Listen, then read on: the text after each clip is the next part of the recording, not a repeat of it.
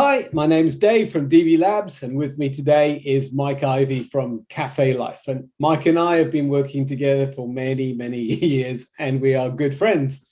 So thank you for grabbing on a link, and however you got to this podcast. Thanks for giving us your time.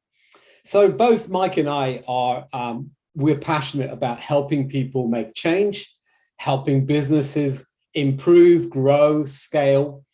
And more importantly, we are really passionate about helping companies become sustainable.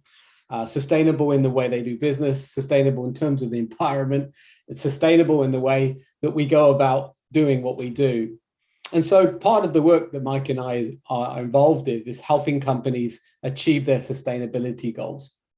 So today, I wanted to talk around the topic with Mike on how do you create a culture that then facilitates us achieving these sustainability goals. So, Mike, I'm just going to start by laying a bit of my own experience, and then I'm going to throw a question at you there.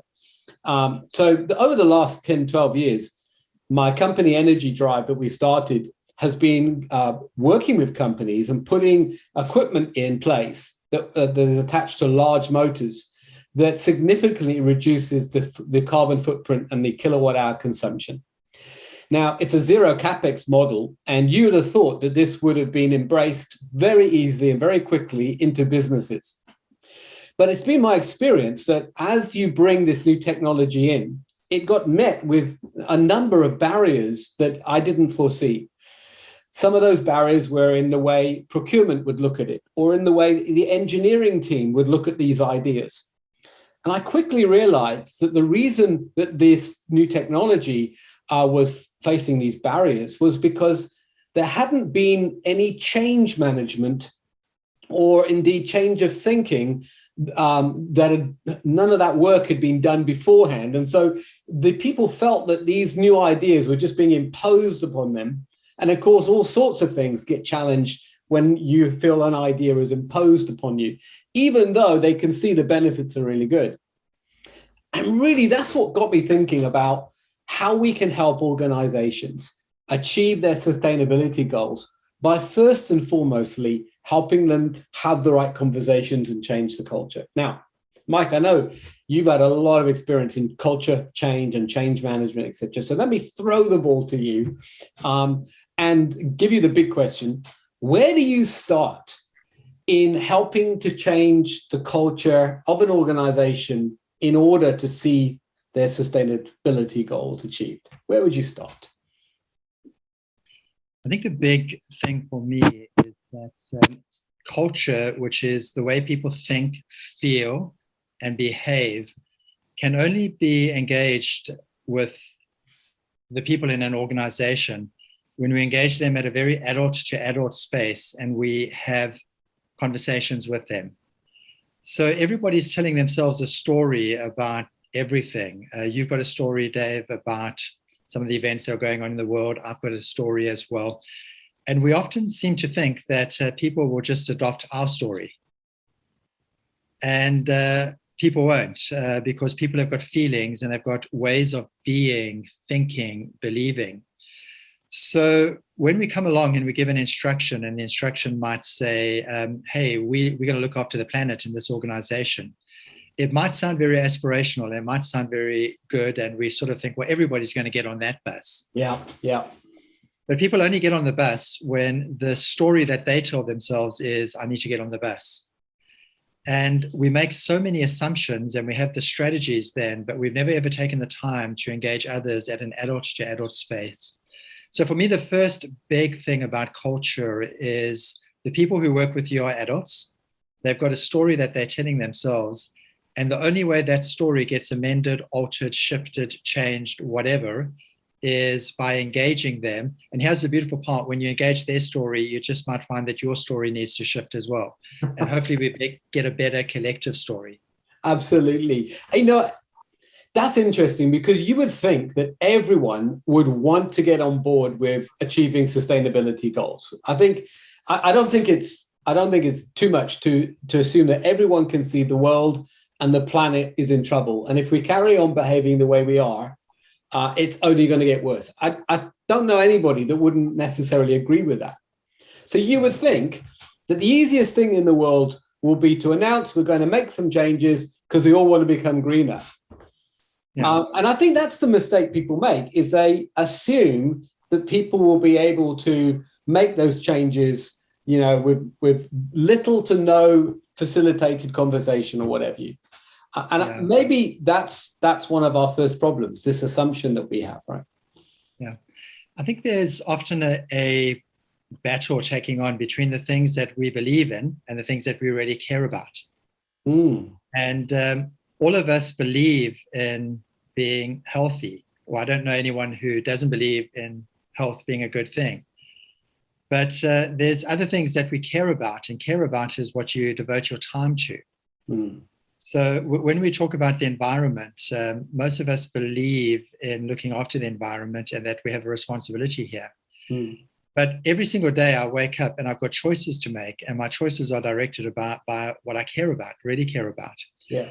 There was an interesting study done where college students and were tested or asked, you know, what they believe in, and they all believe in respect, caring for other people, blah blah blah. But they care more about results, though. So when it comes to, do I help this person or do I put my own studies in? I care more about my own stuff. Yes. And yet we do believe in being respectful, you know, helping other people. But most of us actually care more about, about self. So, you know, culture is therefore telling us that people might nod passively, but you've got to work through with them all the other things that are in the diary, that are in the agenda, and that together we need to demonstrate that that not only do we believe in this, we so care about it that we're willing to sacrifice for it. Yes, yeah. Strong cultures are evident when people so care and believe in their culture that they will risk and actually take a knock for it. Then you know you've done the work. I think that word you said there, risk, actually goes to the nub of some of this.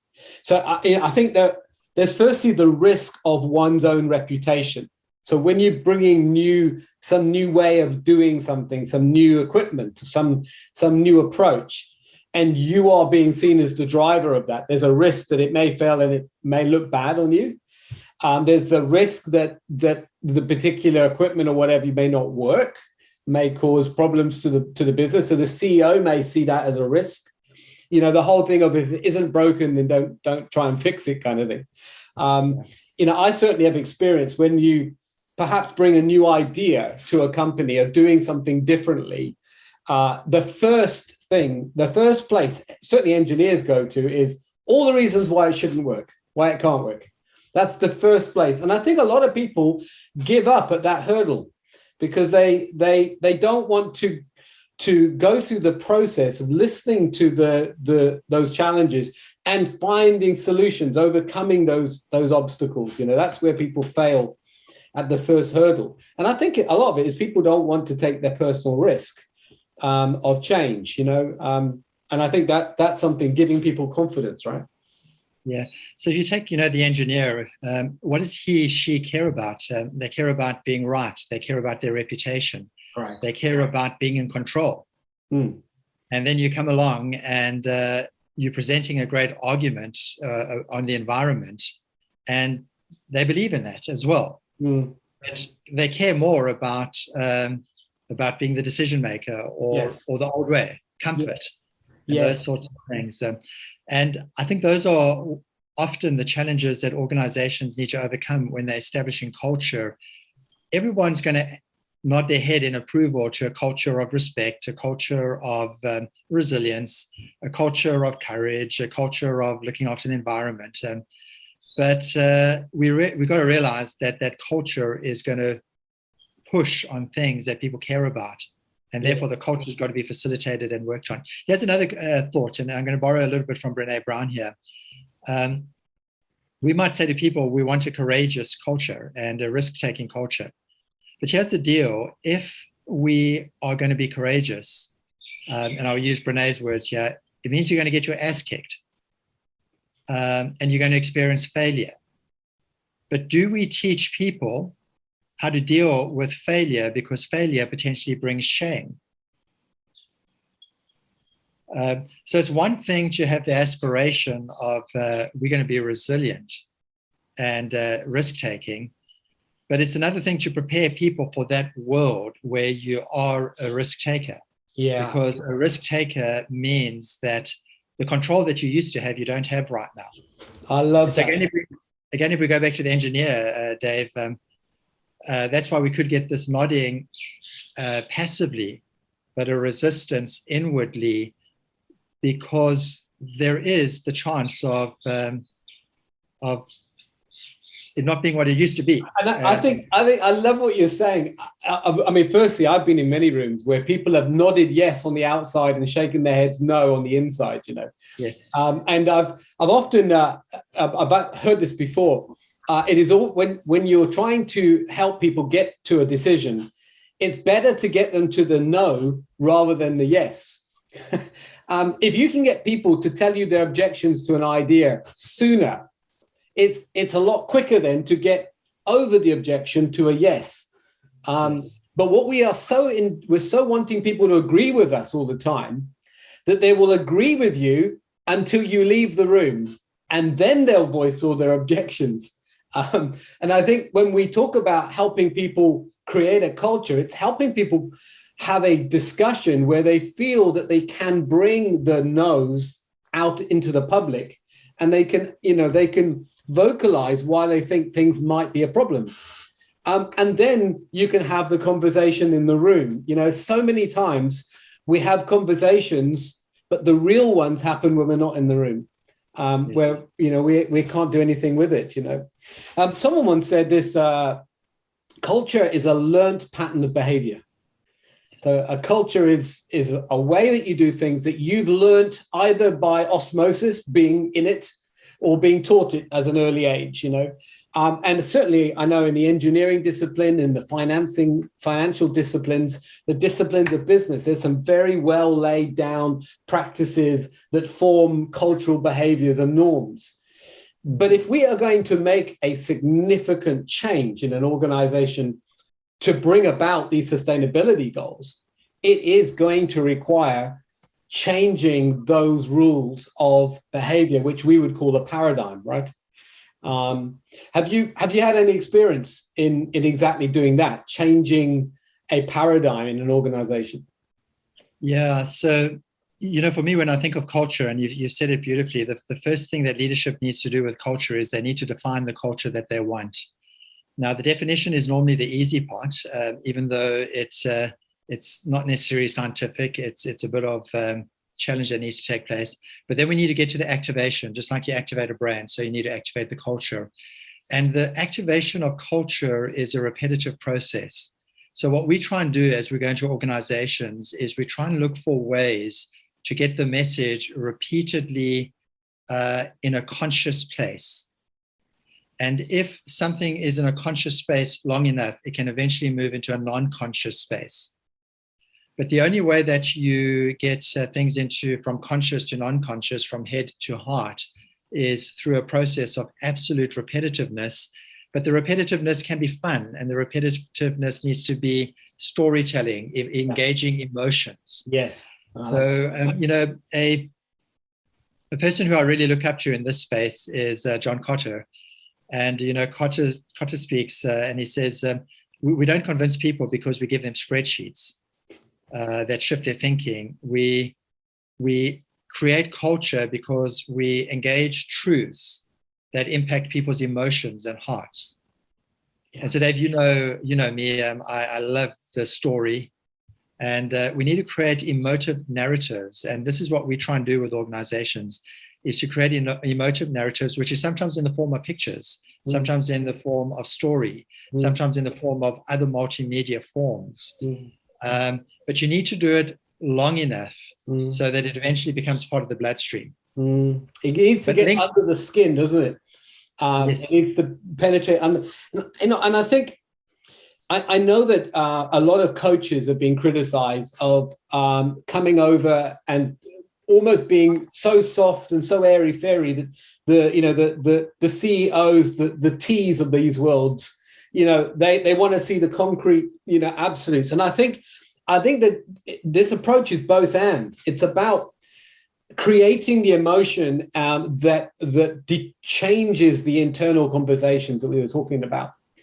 Yes. And it's also about engaging in real world KPIs and real changes in structure and the way that decisions are made. It's both and, working together, that bring these changes. And I think that's what we're passionate about helping organizations to do. Yeah. Culture definitely involves leadership. So leaders need to define, leaders need to know where they're going. And then the culture becomes an enabler to those aspirations that we have. And the culture is not for sissies, because culture is really saying we need to have the conversations that we need to have. Yes. A lot of times people will say people are resistant.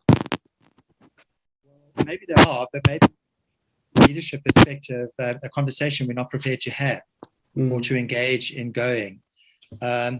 So culture is soft, and it's also it's very brave, because we're going to go where maybe we're nervous to go, but culture needs to be led. It's a function of leadership to establish the type of environment that is supportive of the goals that we want to achieve. Absolutely.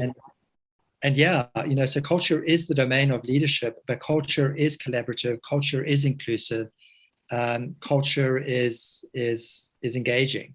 Absolutely. And it's not a quick fix. I think that's I'm glad you said that. I was about to say, if you want to go fast, you have to go slow. You have to go slow in order to go fast. And so we're going to wrap this up, but as an organization, if you're looking to achieve your sustainability goals, and right now the goals may seem insurmountable, you don't have the resources, either financial or in people, and you've got a time frame against you, then Mike and I would love to chat with you, because we would like to talk how we can help you change the story, help bring the culture that's necessary, create the best fertile ground in which to then plant the seeds of transformation, to change the organization into a sustainable one. We're passionate about doing that. Mike and I are passionate about working with you, and we'd love to hear more from you. So however you found our podcast, whether it's on our websites or wherever you found it, click on the links around it, and we would love to chat to you more. And we'll be doing many more of these podcasts in the time. So thanks for listening. And from Mike and I, we hope you have a sustainable and a good year ahead. Cheers, everyone.